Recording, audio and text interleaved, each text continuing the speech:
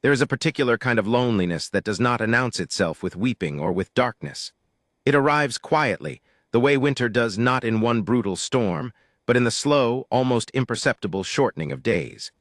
You don't notice it until you're already inside it, until the light has been going for so long that you've forgotten what it felt like to be warm.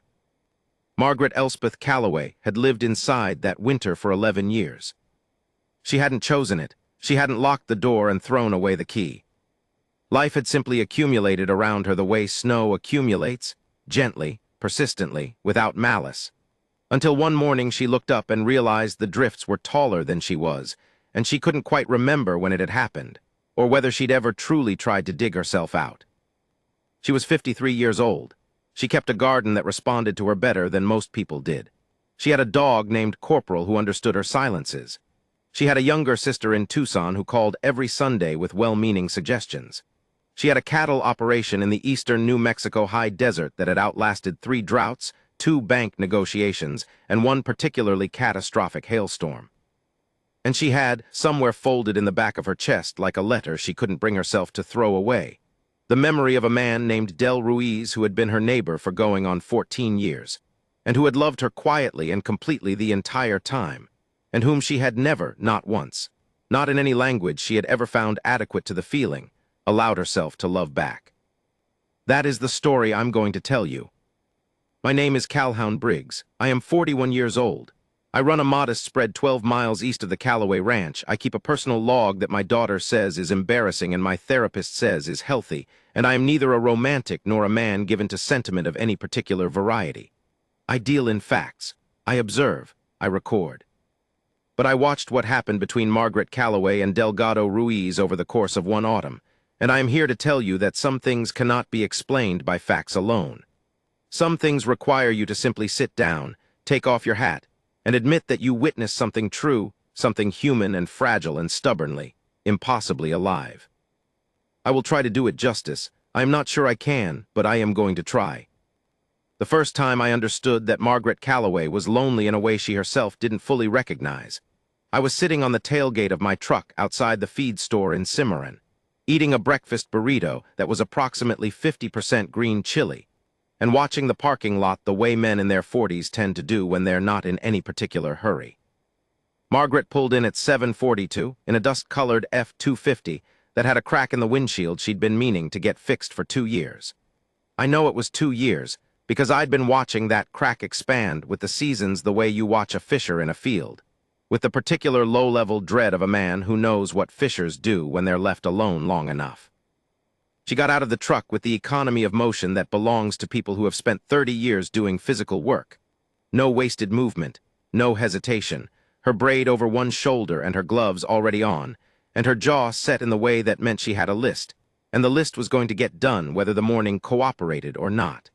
She was wearing a canvas jacket the color of the chamisa along the highway. She looked, I thought, like the landscape had shaped her specifically, like she had grown here and been weathered here and was, in some essential way, made of the same material as everything around her. I said good morning. She said good morning back, looked at my burrito, and told me the green chili at Lucero's had gone downhill since they changed cooks. Then she went inside. That was a standard Margaret Calloway conversation. Complete, efficient, containing exactly the information she intended to convey and not one syllable more. I had known her for 9 years at this point. We were neighbors in the way that ranchers in the high desert are neighbors, miles of wire fence between us, the same weather, the same market prices, the occasional shared concern about a water line or a stray calf or a fire somewhere on the mesa. We were friendly. I would not have said we were friends exactly, because Margaret maintained a perimeter around herself with the same vigilance she maintained around her pastures, and crossing it without invitation was the kind of thing you only tried once. I went back to eating my burrito. Del Ruiz pulled in 10 minutes later in a truck that was older than mine and cleaner, which is a thing I had always found quietly impressive about him. He's 56, built like a man who has been arguing with the physical world his entire life, and has generally come out ahead, wide through the shoulders, slow in his movements in the way that large men become slow when they've learned that speed is for people who haven't figured out where they're going yet. He has a gray streak in his black hair above his left ear that his late wife used to call his wisdom stripe. and which he has never done anything about in the years since she passed. And I've always thought that meant something about him, though I couldn't tell you precisely what. He got out, saw my truck, walked over. We talked about the price of hay, which had done what hay always does in a dry year, which is to make you feel personally targeted. He drank from a thermos. He looked at the door of the feed store with an expression I can only describe as composed, the expression of a man who has already decided something, and has decided it so thoroughly that there's nothing left to be nervous about. "Margaret's inside," I said, because I am a man who deals in facts. He looked at me, he said, "I know." I said, "Do you need anything from in there?" He said, "No, I was hoping to run into her." I said, "That's roughly a 14-mile drive for a coincidence." He said, "I didn't say it was a coincidence." He finished his coffee, put the thermos back in his truck, and went inside. I sat on my tailgate for another 11 minutes. I'm not proud of this. I told myself I was finishing my breakfast. My log for that morning reads, Dell went in after her. Something is happening, stayed to observe. Green chili really has gone downhill. I had known Del Ruiz for the same 9 years I'd known Margaret, and in that time I had developed a theory about him that I'd never shared with anyone because it sounded, even inside my own head, like something from a radio program about feelings. The theory was this: Del Ruiz was in love with Margaret Calloway, had been in love with Margaret Calloway for the better part of a decade, and had made a private and apparently ironclad decision not to do anything about it until she was ready, even if ready never came. I based this on the following observations, which I now reproduce from my log because my daughter says that if I write things down, I should at least use them for something. He showed up when she needed him and not before. The spring her well pump died, Del was there within 2 hours with tools and the knowledge of how to use them without being called, without making a production of it, and he left before she'd had a chance to properly thank him. He did not bring it up afterward. He did not expect anything in return. He simply knew, the way people know when they're paying close attention, that something was wrong on the Calloway ranch, and he went. He remembered things, not dramatic things, small things. He remembered that she kept Hereford crosses because her father had, and that she didn't like to be complimented on her fences because she said it felt like being complimented on your grammar. He remembered that her birthday was in March, and that she did not celebrate it, and he had never in 9 years made a single reference to it, because he understood that some silences are a form of respect. He watched her, not in the way that makes you uncomfortable, in the way that reveals the degree of someone's attention. When she was speaking in a group, Del Ruiz was the only person in the room whose eyes never wandered. He tracked her the way the land tracks water, not wanting to stop it, just wanting to know where it was going. And he waited. He waited with the patience of a man who had decided that his own timing was irrelevant to the question of what she needed, and that what she needed was time, and that time was the one thing he could give her without condition.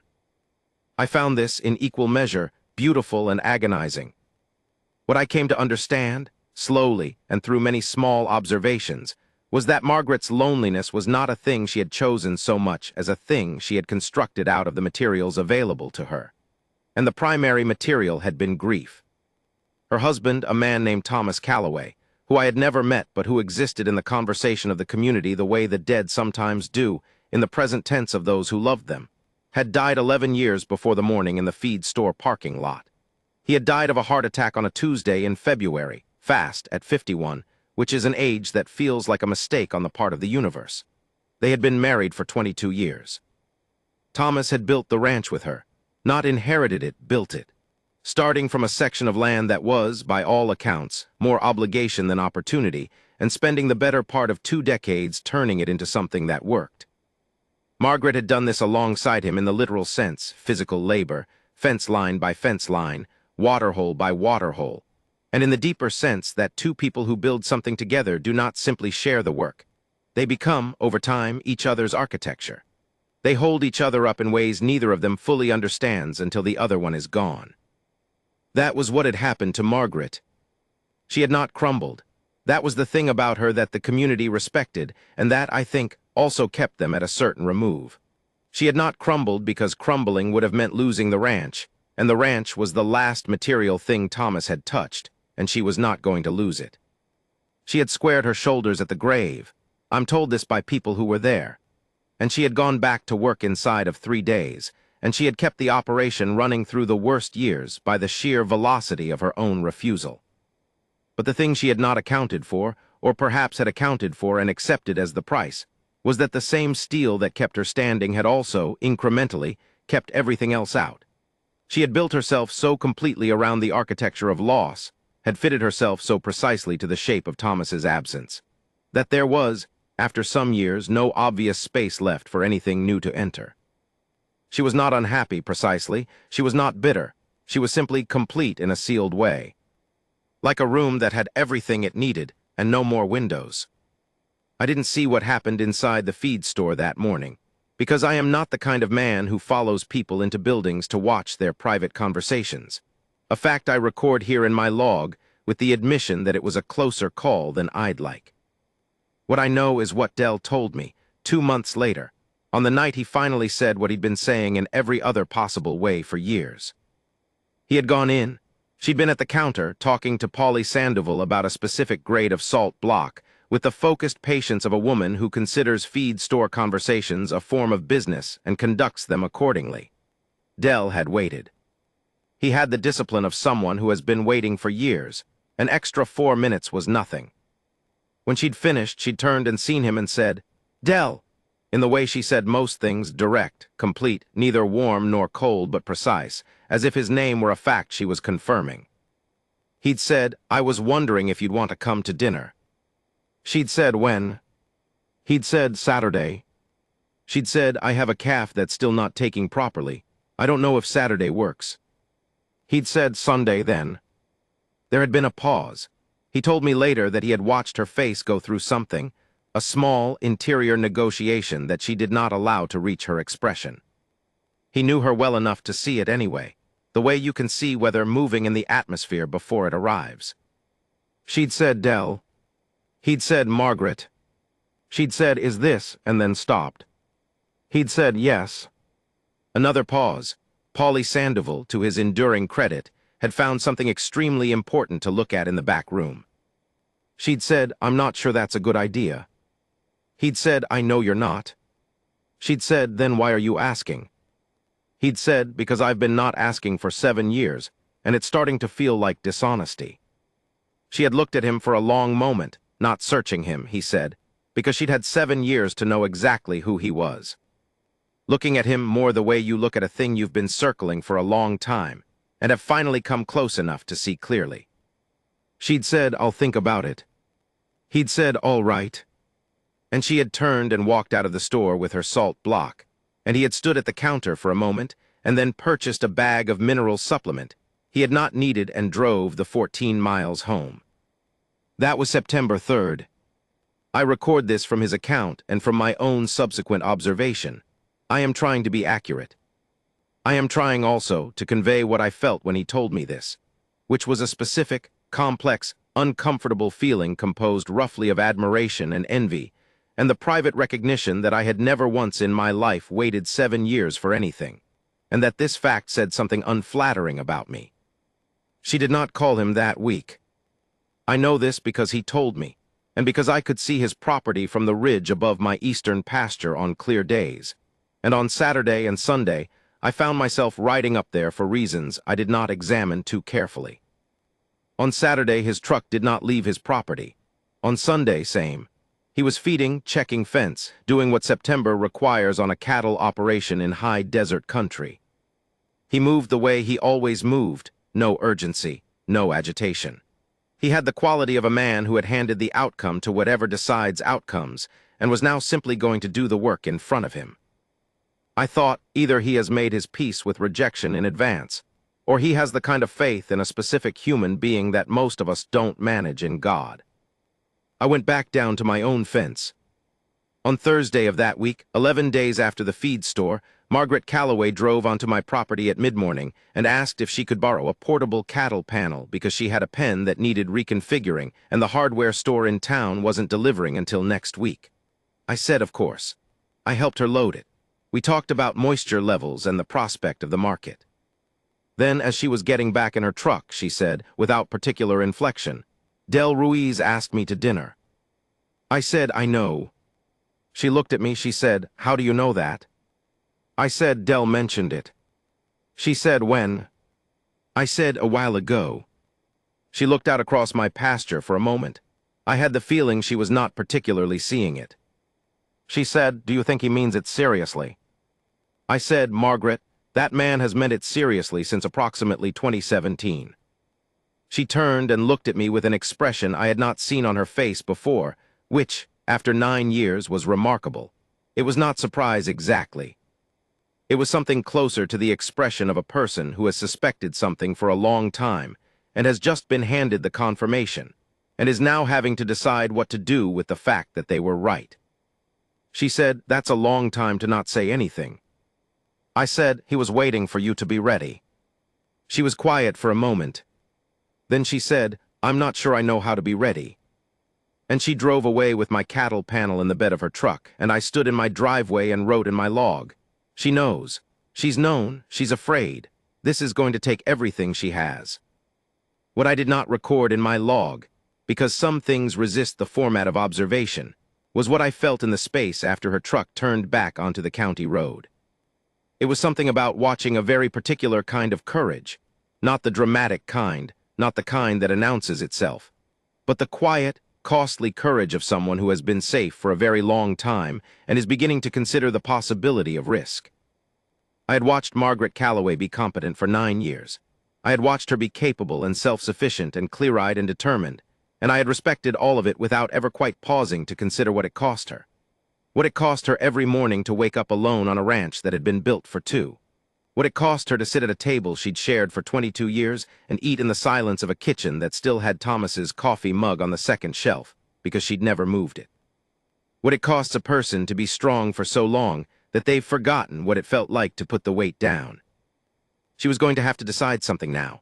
Not about Dell. She already knew about Dell, had probably known for years, had probably filed the knowledge under things I cannot afford and gone back to work.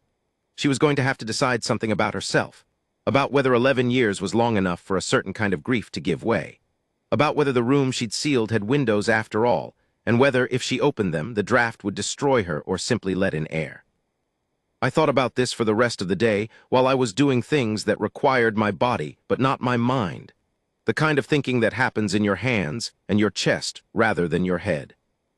I thought, she is going to go to dinner. I don't know how I know that, I just know. And I thought, God, I hope she does. The following Saturday, Del Ruiz's truck was gone from his property from approximately 6 in the evening until past 9. I did not ride up to the ridge to verify this. I heard it from Polly Sandoval's wife, Alina, who had driven past the Calloway place on her way back from her sister's in Cimarron, and had noticed Margaret's kitchen lights on and Dell's truck in the driveway, and had mentioned it to Polly, who had mentioned it to me with the particular tone of a man who is conveying information he understands to be meaningful without being entirely sure in which direction. I said, "Good." Polly said, "Think it's serious." I said, "Polly, everything about Del Ruiz is serious." Polly thought about this and agreed it was probably true. I went home and wrote in my log, Saturday, Dell's truck at her place, dinner happened, whatever is going to happen is beginning. Then I sat for a while and thought about the concept of waiting, about what it means to love someone with enough patience that you refuse to make the love about your own timeline, refuse to make it a pressure or a demand, simply hold it out like a lamp in a window and let the person find their way home if and when they're ready. I had never done that. I'm 41 and I've been married and divorced, and I loved my wife the way I do most things, with commitment and energy, and the persistent assumption that commitment and energy were enough. I don't think I ever once waited for her to be ready. I think I assumed readiness was a state I could help produce through the application of sufficient will. I thought about Dell in that feed store, buying a bag of mineral supplement he didn't need, driving 14 miles home, and then simply going to work on his fences. And I understood, sitting in my kitchen at 10 o'clock on a Saturday night, that I had never loved anyone the way Del Ruiz loved Margaret Calloway, and that this was a fact about me, and that it did not particularly reflect well on me, and that I was going to have to sit with it. My log for that night has one additional entry, separate from the observation notes. Learn something from this, Calhoun. You're not too old. October arrived in the high desert the way it always does out here, without apology. One morning the Chamisa is burning gold along every fence line, and the air has a quality to it that makes you forget drought and debt and everything else that has any weight. And you stand outside your barn at first light and think, all right, this is still worth it. I had that morning on October 4th. I remember the date because of what happened 3 hours after I stood at my barn door and thought those things, which is that I drove over to the Callaway Ranch for the first time in several weeks to return a propane gauge I'd borrowed in August. And I found Margaret sitting on her porch in a canvas chair with her coffee going cold on the rail, and the expression of a woman who had been sitting there long enough for the coffee to go cold, which is to say a woman who had something very heavy to think about. I parked. Corporal the dog came to greet me with the complete and transparent enthusiasm of a being who has never learned to moderate his feelings, and I thought, not for the first time, that dogs have figured something out that humans spend their whole lives missing. I said, brought your propane gauge back. She said, put it on the bench. I did. I looked at the coffee. I sat down on the top step, which was my customary position on the rare occasions when she and I sat outside and talked, which was not frequent but which had happened enough times over 9 years that we had established a geometry. Her in the chair, me on the step, Corporal between us doing his diplomatic work. I said, how was dinner? She said, I assumed Polly Sandoval had already given you a full report. I said, Elena gave Polly a report. Polly gave me an edited version. I'm asking you. She looked at her coffee for a moment. Then she picked it up and drank some of it even though it was cold, which is a thing stubborn people do when they're not paying attention. She said, it was nice. I said, nice. She said, he made green chili stew, from scratch. He grows the chilies himself. I said, I know. He won something at the county fair 3 years ago. She said, he didn't mention that. I said, no, he wouldn't. She looked at me, what does that mean? I said, it means he doesn't do things so he can tell people about them. He just does them. She was quiet for a moment. A meadowlark was doing something complicated in the juniper to the south, and the morning light had that quality out here in October where it comes in sideways and makes everything look like it's lit from within. And Margaret Callaway sat in the middle of it with her cold coffee and the expression of a woman navigating something vast and internal. She said, he asked to come again. I said, what did you say? She said, I said I'd have to see about my schedule. I said, and is your schedule actually going to be a problem, or is your schedule a stand-in for something else? She gave me the look she reserves for people who have said an accurate thing she would have preferred they not say. It is a look that has a small amount of respect inside it and a larger amount of irritation. It is one of my favorite things about her. She said, you're nosy, Calhoun. I said, I've been called worse. She said, I'm sure you have. Corporal leaned against my leg with his whole body weight, which is his contribution to most difficult conversations. She said, eventually, quietly, in the voice she uses when she's done with the fencing, I don't know how to do this. I didn't say anything. She said, I'm not talking about dinner. I know how to eat dinner. I'm talking about. She stopped. She looked at the pasture. I built everything I have around a particular arrangement of my life, and that arrangement has worked. It sustained me. She paused again, and I could see her searching for the honest word instead of the efficient one. It's kept me safe, and She stopped once more. I waited. She said, he's asking me to let something in that I don't know how to let in without it changing everything. I said, is that bad? She looked at me. I'm 53 years old, Calhoun. I know what my life looks like. I know its edges. I know what fits inside it. I said, maybe it's bigger than you think. She didn't answer. She looked at the pasture again, where her Hereford crosses were moving along the fence line with the efficient indifference of cattle who have no opinions about the emotional lives of their owner, and who I have often envied. I said, can I ask you something? She said, you're going to anyway. I said, what would Thomas want? She looked at me very sharply. That was an overreach, and I knew it the moment it came out of me, and I held her gaze and didn't retreat from it because retreating would have been worse. The look lasted a long time. Then something in her face, not broke exactly, but shifted. The way a frozen creek shifts in early thaw, not flowing yet, just acknowledging the possibility of it. She said very quietly, he'd want me to eat dinner with someone who makes green chili stew from scratch. I said, there you go. She looked away. She said, "Get off my porch, Calhoun." I said, "Yes, ma'am." I got up and put on my hat and scratched Corporal's ears. I walked back to my truck. I sat in it for a moment before starting it, looking at the Calloway Ranch in the October light. The barn her husband had built, the fence lines she'd maintained alone, the house that still had Thomas's coffee mug on the second shelf. I started the truck and drove home and wrote in my log, "She's going to let him in. It's going to cost her something real. She's going to do it anyway." Thomas Calloway raised a good one. I should be clear about something, because my account of these events has the quality of an observer's account, and an observer's account always has gaps where the real thing lives. I was not inside the room when Margaret and Dell had their actual conversations. I did not hear the particular silence between them when they weren't talking, which is where, I believe, the actual content of any relationship lives. What I knew was context and perimeter, the coordinates of their history, the visible evidence of what was accumulating between them, the public geometry of two people who had spent years developing a private language without either of them fully acknowledging it. What I pieced together now, from what Dell eventually told me, and from what Margaret told me much later in the way she tells things, which is sideways and partly an implication, is this. He came to dinner a second time. She made it. Chicken and hominy and green chili, her own recipe, which she had made for her husband every winter for 22 years and had not made for anyone else since. I don't know if she was aware of the significance of choosing that particular dish. I think she was. I think she made a decision, and the decision expressed itself in what she pulled out of her pantry. They ate at the kitchen table, where Thomas's place had been empty for 11 years. Dell did not sit in Thomas's chair. He sat across from it, in the chair that had always been hers. She sat in Thomas's chair without thinking about it, or maybe thinking about it completely, and that was its own kind of statement.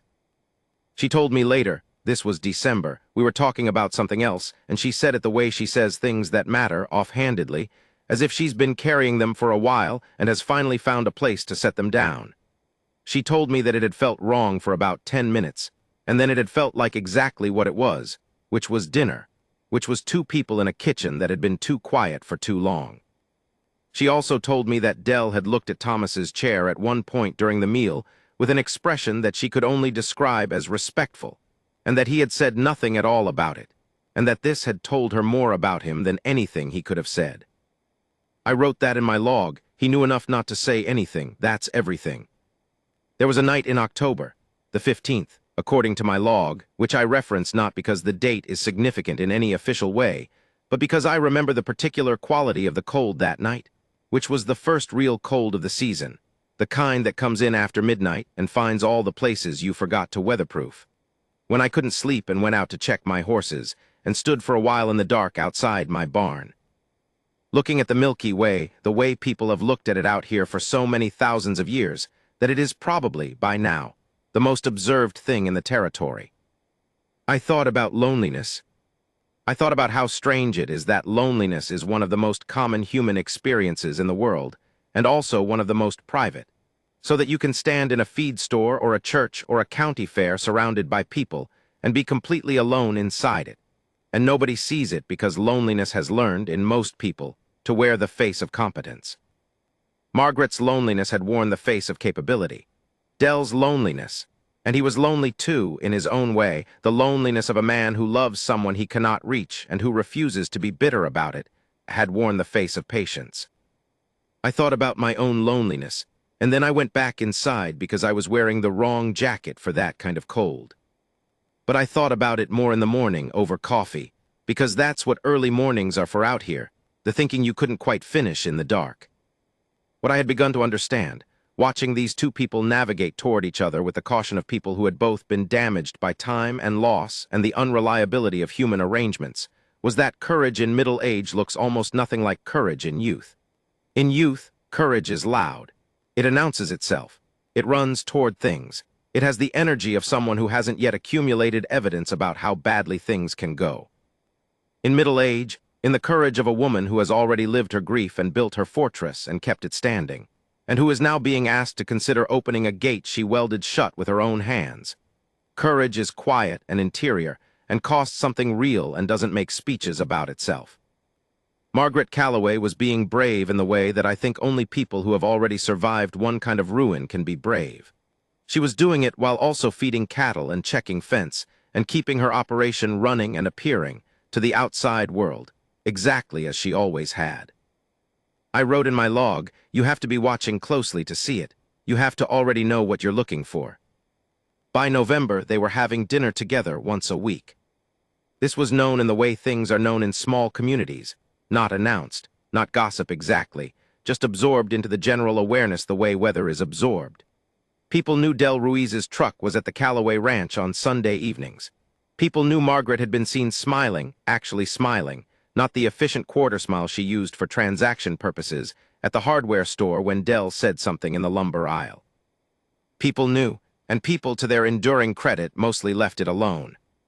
There was one exception, which was Margaret's sister, Judith, who called from Tucson on a Sunday in early November at approximately the moment, based on subsequent information, when Del was just finishing dinner at Margaret's table, and who had clearly been informed by their mutual friend Carolyn Espinosa that something was developing, and who had many questions and suggestions and observations that she delivered to Margaret's voicemail, with the enthusiasm of a woman who has been waiting 11 years to make this call.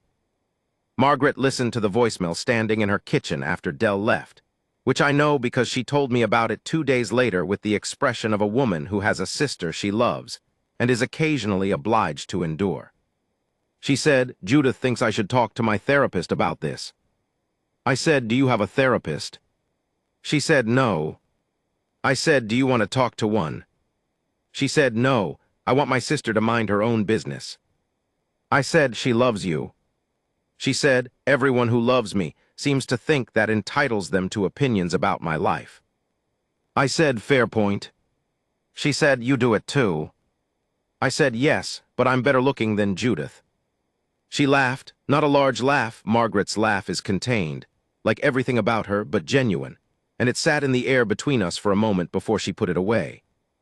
She said, "He brought me flowers last Sunday." I said, "What kind?" She said, "From his garden, the last of the marigolds. He grows them along the south fence." She paused. "He said the frost was coming, and he wanted me to have them before the frost got them." I said, "And?" She said, "And I put them in a blue jar on the table, and they lasted 11 days. She said this in the tone of someone filing a fact, reporting an observation. But I noted it. I noted everything. Because there is a woman, I was thinking, who counted the days. The thing that happened in the middle of November, the thing that I believe changed the calibration of everything, that took what had been a careful, measured approach and made it suddenly and completely real, was not romantic in the conventional sense. It was not a moment of connection over dinner or a charged silence under stars. It was, in fact, a dead fence line and a panicked phone call and 42 degrees and rain.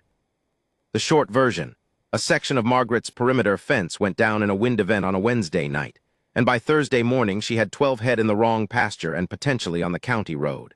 She called me first because she called me first for things like that, practical emergencies, equipment failures, the logistics of operations. I was in the middle of something I couldn't leave, and I told her so and gave her Del's number because he was closer and I knew he'd come. He came. He was there in 20 minutes in the rain with the truck already loaded with wire and posts, which tells you something about how he lives his life. He's ready, not because he's expecting disaster, but because being ready is a form of respect for the work. I didn't see this. Margaret told me about it that evening, and she told it the way she tells things that have moved her, which is in a low, deliberate voice with slightly more detail than is strictly necessary, because the detail is how she allows herself to express the feeling without naming it directly. She said he didn't say much, just started working. I said, "That's Del." She said, "We were out there 3 hours. He set posts while I ran wire. We didn't talk much. It was just," she paused, "work, just work." I said, "But..." She said, "But at one point I was fighting with a corner post that wouldn't seat right, and I was cold and wet and getting frustrated, and he just came over. He didn't take it from me, he didn't try to do it for me. He just put his hands next to mine on the post, and we drove it together." Silence. She said, "That was it. That was the whole thing. It shouldn't have been anything." I waited. She said, "But it was." I said, "I know." She said, "How does a fence post in the rain feel like anything?" I said, because you'd been doing it alone for 11 years. She was quiet for a long time after that. Then she said, I'm scared, Calhoun. I said, I know you are. She said, what if I've forgotten how? I said, how to what? She said, how to let someone help, how to be a person who has help, how to, she stopped. How to want something for myself that isn't about the ranch, about work, about what Thomas built. I said, Margaret, Thomas built the ranch, you built you. Those aren't the same thing. She looked at me. I said, you've been so careful not to touch anything of his, to keep everything the way it was, but you weren't the same when he died. You were 42. You've been living for 11 years, that's not nothing. That's half a life of being you without him. And that person, the one who drove fence posts in the rain for 11 years by herself, that person has the right to want something for herself. That has nothing to do with Thomas. She didn't say anything. I felt I had perhaps said too much. I am occasionally subject to this particular failure. I picked up my hat. She said very quietly, don't go yet. I sat back down. We sat there for a while, not talking. Just sitting in her kitchen with the rain still going outside and Corporal on the floor between us doing his diplomatic work. And I thought about what it means to be a witness to someone's life at the moment it changes direction. To be the person who happens to be in the room when someone who has been frozen for a long time begins, very slowly, to thaw. I didn't say anything else. I didn't need to. I went home later and wrote in my log, she's ready. She doesn't know it yet. She will. What gets said when there's no more time to wait? The question he asked her, the actual question, the one that is the reason this story exists, and the reason I am telling it, was not asked in December or in January, which is when I had expected something to resolve. It was asked in February, on the 14th, which I am aware is the kind of timing that sounds constructed, sounds like the sort of detail a man adds to make a story more palatable, but which I record because it is what happened, and I am a man who records what happens. Valentine's Day in the high desert of eastern New Mexico is a Monday. It is cold. It has none of the atmospheric qualities the occasion suggests. The Chamisa is brown. The sky is the particular shade of blue-gray that comes with high altitude and low humidity and the absence of anything sentimental in the atmosphere. And Del Ruiz drove to the Callaway Ranch in the mid-morning with, as he later told me, very little plan and a great deal of something that had finally outgrown patience. He had waited 5 months since the feed store. He had come to dinner, he had driven fence in the rain, he had brought the last marigolds before the frost. He had sat across from Thomas's empty chair and respected its vacancy and said nothing about it. He had been in every measurable sense exactly who he was, steady, present, generous with his attention and his labor and his silence, and asking nothing back. And the something that had finally outgrown patience was not frustration and not impatience, and was not even hope exactly. It was, he told me, the feeling that he had run out of ways to make himself clear through actions alone, and that the time had come for words. He knocked on her door. She opened it in her work clothes, which meant she had already been at it for several hours because Margaret's relationship with daylight is that she doesn't waste any of it. She had a smear of something on her left forearm. She looked at him. He said, I need to tell you something. She said, come in. He came in. She poured coffee without asking because she'd learned how he took it. He sat at the kitchen table.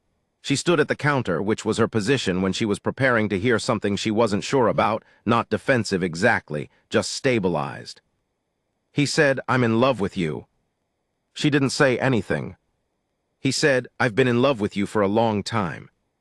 I haven't said it before because I thought the doing of it was enough, and because I thought if I said it directly you'd find a way to talk yourself out of what we've been building. But I think I've been wrong about the second part, and I think I've been using the first part as an excuse. She looked at him. He said, I'm not asking you to love me back right this minute. I know that's not how it works.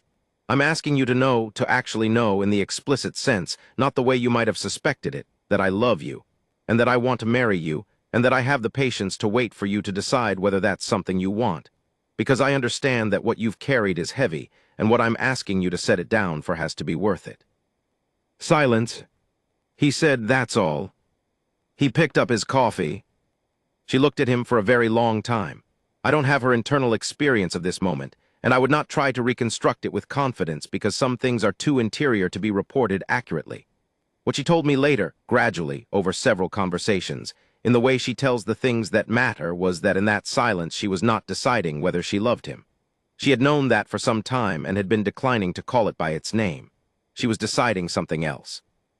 She was deciding whether she was willing to let her life change shape again, at 53, in the full knowledge that change, especially change that comes in the form of another person's love, contains within it the possibility of loss. She had already lost the thing she'd loved most. She knew exactly what that cost. She was being asked to take that risk again with full understanding and no naivety about how it ends. That was the decision. That was the morally and emotionally heavy thing. Not whether she loved him, she did, but whether she was willing to survive it if she had to survive it again. She told me later, "I thought about Thomas." I said, "What did you think?" She said, "I thought about what he would have said if I'd ever told him I was afraid to love something because I might lose it." I said, "What would he have said?" She said, "He would have said, 'Maggie, that's the dumbest reason I've ever heard not to do something.'" She paused. She said, "And he would have been right." She said, "Yes." She didn't say it immediately. I want to be accurate about this, because the timing is part of the truth of it. She stood at her kitchen counter for another moment, looking at him, and then she set down her coffee mug, and she crossed the kitchen, and she sat down across from him at the table, and she said, "Dell." He said, "Margaret."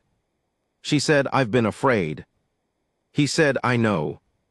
She said, "Not of you, of," she gestured, a small movement of her hand that encompassed the kitchen and the house and the ranch and the last 11 years. "Of undoing all of this, of it not being enough." He said, "Of what not being enough?" She said, "Me, who I am now, the person I built after." She stopped. He said, "Margaret, who you built after Thomas is the person I fell in love with. Not who you were before, who you became." She looked at him. He said, "I knew Thomas, not well, but I knew him, and I think he built something extraordinary here, but I don't think he built you, I think you built yourself. And that woman," he paused, "that's who I'm in love with." She said, "You're going to make me cry, and I haven't cried in 11 years, and I'm going to be furious with you about it." He said, "I can live with that." She said, "Yes." He said, "Yes, what?" She said, "Yes, I'll marry you. Dell, don't make me say it more than once." He looked at her. He was, she told me, very still for a moment, the way a person is still when they've been walking for a very long time and have finally arrived somewhere, and their body doesn't quite know yet how to stop moving. He said, "All right." She said, "All right." Then they sat at the kitchen table and drank their coffee, and outside the high desert of eastern New Mexico was cold and brown and completely indifferent, and the sky was that blue-gray that contains no sentiment, and Margaret Calloway had just said yes to the rest of her life. I found out that afternoon. Dell called me. He is not a man who calls people. As a rule, he is a man who shows up, and the fact of the call told me something before he said anything. He said, "I asked her." I said, "I know you were going to." He said, "How?" I said, "Because February is as long as you were ever going to be able to wait." He was quiet for a moment, then he said, "She said yes." I sat down. Not because I was surprised. I had written in my log weeks ago that this was coming, in the way you know a season is turning before the calendar confirms it, but because there is a certain weight to being told a thing you've been hoping for, a weight that has joy in it and something older and heavier than joy, something like relief, like the exhale after a very long-held breath. I said, "Dell, I'm glad." He said, "I know you are." I said, "Are you?" I started and stopped. I said, "How do you feel?" He said, "I feel like I've been holding something very carefully for a very long time, and I've finally been able to set it down. And my arms are tired, Calhoun. But it's a good tired." I said, "Yeah." He said, "Yeah." We talked for a few more minutes about nothing important, fence prices, hay, the weather, which is how men in this country talk about the things that matter, by talking about everything else around them while the real thing sits in the center of the conversation, and neither party acknowledges it directly. After I hung up, I sat at my kitchen table for a while. Then I got out my log. I wrote, Dell asked. She said yes. February 14th, which I would have avoided if I were writing fiction because it's too convenient, but this is what happened. Dell's arms are tired. Good tired. That's the whole thing right there. Then I wrote, I've been watching these two people for 5 months, probably longer if I'm being honest with myself. What I've been watching is not a love story in the sense that word gets used. It's something older than that. Two people who had both lost things that mattered. One of them decided to love carefully and patiently and without condition. One of them decided to be brave enough to let him. That's not a story about romance. That's a story about what courage looks like when you're 53 and you've already lived one whole life and you know this time exactly what you're risking. I want to write something more eloquent than that. I'm not sure I can. There is something I have to tell you about the weeks that followed, because the truth of this story is not only in the asking and the yes. The truth is also in the after, in what came with the decision. Margaret cried. She told me this herself, with the particular combination of exasperation and candor that is her natural mode. She said she cried twice in the week after she said yes, once that night, alone in her house, and once 3 days later standing in her barn in the middle of doing something completely ordinary, when it had hit her all at once what she had agreed to and what it meant and what it was going to require of her. She said it wasn't sadness. I want to be clear about that. It wasn't I wasn't grieving Thomas. I'd done that. I wasn't having second thoughts. I wasn't. I said, what was it? She said it was 11 years of having held everything very tight and then letting go of it. She paused. Do you know what it feels like when your hand has been closed into a fist for a long time and you finally open it? That burning in the palm. I said, yeah. She said that's what it was, just, she shook her head slightly. Relief has a physical sensation I'd forgotten about. I said, yeah. She said, don't put that in your log. I said I would never. I immediately put it in my log. I was at the Callaway Ranch on a Sunday in March, 2 weeks after the question, 3 weeks before the wedding, which they had decided would be small, which in this country means 20 people and a pastor and dinner afterward, when I had the only private conversation with Dell that has ever been difficult in the way that I did not expect it to be. We were outside, checking something with one of the water lines, which had done what water lines do in winter, which is to make you wish you'd been more thorough in November. Margaret was inside on a phone call with Judith, who had gone from asking questions to making suggestions about flowers in a transition that Margaret described as lateral. Dell and I were in the kind of quiet that comes when two people are working and don't need to fill the silence, and then he said, without preamble, I want to ask you something. I said, all right. He said, did I wait too long? I looked at him. He said, I told myself I was waiting for her to be ready, but sometimes I wonder. He stopped. He was looking at the pipe, not at me. 7 years, Calhoun, that's a long time to not say a word. And I think there's a version of that where you call it patience, and there's a version where you call it fear. I said, which version do you think it was? He said, maybe some of both. I said, Dell. He looked at me. I said, she was 42 when Thomas died. She was not ready when you first knew you loved her. She might not have been ready at 45 or 47 or even 50. And if you'd asked any earlier if you'd said something before she was ready, she would have said no, and she would have meant it, and it would have been the end of it. I paused. You didn't wait because you were afraid. You waited because you knew her well enough to know what she needed. That's not the same thing. He was quiet. I said, the fact that she said yes means you got the timing right. Not perfect, nothing's perfect, but right. He said, I'm afraid of being one of the things she has to lose. I said, then give her a good reason to have gained you. He looked at me. I said, she already knows what loss costs. She married you knowing that. That's the bravest thing either of you has done. Honor it. He nodded slowly, the way he does things. He went back to the water line. I went back to holding the pipe, and I thought about what he'd said, about the fear inside the patients, about the way even the most considered love has its own uncertainty inside it. I thought about how that honesty made me respect him more than I already did, which I hadn't believed was possible. The wedding was on a Saturday in late March, when the first of the green was beginning to come back into the high desert. That tentative, early-season green that promises without committing, that says maybe before it says yes. 21 people in the end because Dell's niece drove in from Albuquerque with her husband, and nobody was going to turn them away. I stood in the back. Margaret came out in a dress the color of the sky on those October mornings, that deep, particular blue that doesn't exist anywhere else I've ever been. And she walked to where Dell was standing with a deliberateness that was entirely her, no performance in it, no sentiment performed for the audience. She was simply going somewhere she decided to go, and she was going at her own pace. Del watched her come. He watched her the way he'd always watched her, with that complete, undeflecting attention that had nothing of possession in it. Just pure witness, pure presence. The pastor said the things pastors say. When it came to the vows, Margaret said them looking directly at Del in a way that made me feel, briefly and unexpectedly, that I was somewhere I shouldn't be, seeing something private, even though I'd been invited, even though this was the public portion of the whole thing. There was a quality to her voice, controlled as always, precise as always, but underneath it, something I had only heard once before in October when she'd said I'm scared, cowhound in her kitchen in the morning light. Vulnerable, open.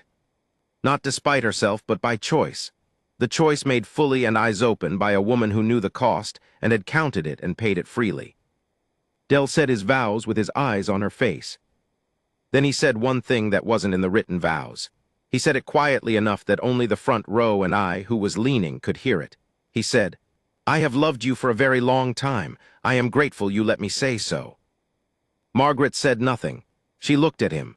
Then she reached up and put her hand flat against the side of his face, not a gesture I would have expected from her, not the gesture of a woman who gestures, and held it there for a moment. Then she put her hand back at her side. The pastor concluded. People applauded, in the moderate way of people who are genuinely moved and not sure what to do with it. I stood in the back and thought, all right, there it is, there it is. I'll tell you what I haven't told you yet.